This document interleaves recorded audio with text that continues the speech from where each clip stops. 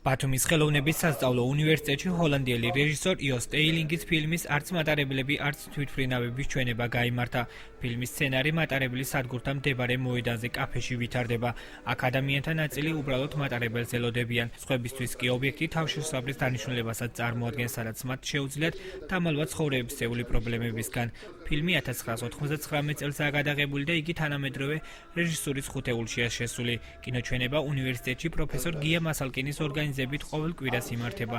მისი განმარტებით მსგავსი ტიპის შეხვედრები ახალგაზრდებში ფილმის ირგვლივ დისკუსიის ჩამოყალიბებას შეუწყობს ხელს. სამომავლოდ ქართული თანამედროვე ფილმების განხილვაც გაიმართება. დღეს შევეცადე რაღაც ისეთი მეჩვენებინაე, მხიარულის რომ იყოს სევდიანიც, რაღაც ისეთი საახალწლო, ასე ვთქვათ, ფორმატის ფილმი და შევარჩიე თანამედროვე რეჟისორის, ჰოლანდიელი სტეილინგის, იო სტეილინგის, ჩემი აზრით ერთ-ერთი ცოცხალი გენიოსია კინემატოგრაფში.